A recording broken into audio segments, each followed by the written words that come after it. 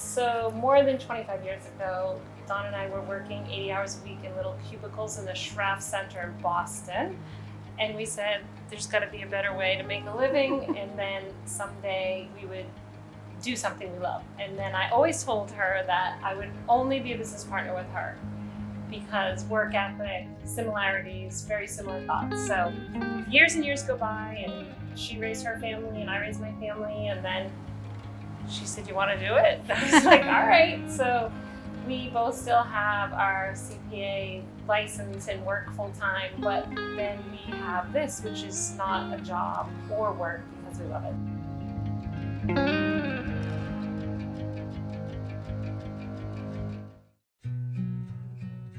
We wanted to do something that we were passionate about that would be fun. And I have always said I'd love to own a donut shop and a cafe. We had spent most of our 25 years in accounting and nonprofits.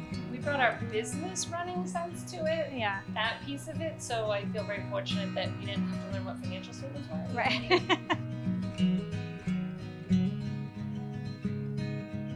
So I've been eating a donut every day in my life for 17 years, true story. Stopped once, gained weight, went back on my donut diet. She is the donut person in the relationship. Yes. I've been making donuts with my brother since we were little. And I will say, Dawn, somewhere along the way, blew past me with her donut quality, and it got to a point where the rolls flipped, and I was like, I'm not mixing this tonight, I'm off. And we definitely did have some test kitchen donut days as well. So for the longest time, we just destroyed our own kitchens. And then we had to make the transition over to how do you move from a home kitchen and how do you translate that into large batches. Right. So that was huge. Our evening batch size has quadrupled since we even started here. So we're growing in a space, and I think our guests are seeing that as well. Yeah. So so the donut is ever evolving in how we use this small space. So it's kind of evolved since we've opened, but now we do vegan banana breads and other seasonal breads, and then we have scones, all kinds of muffins, donuts, vegan donuts, egg sandwiches, acai bowls. We're definitely a specialty make-to-order cafe, so people appreciate that everything, at any moment you could stop by and everything's been made to order.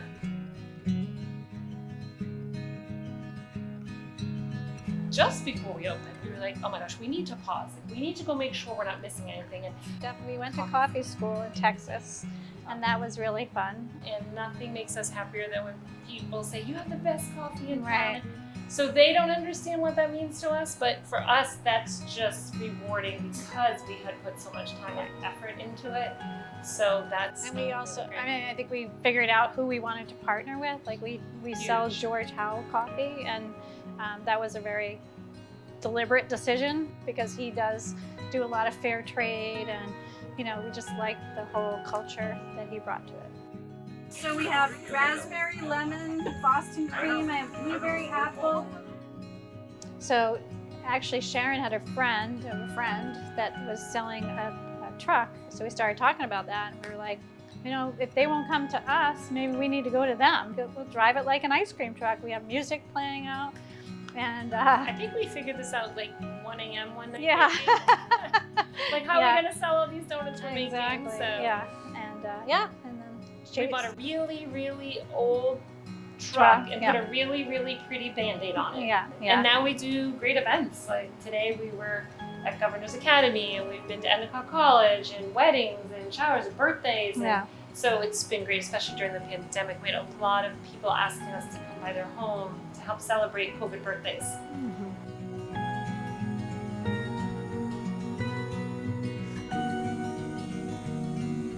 We were just driving along today saying that something that we own or something like that just shouldn't be as much fun. I literally think we laugh more and have more fun on no sleep than we could have ever imagined. So 2.5 years in a pandemic, and we're still best friends laughing. So I guess it was a good decision.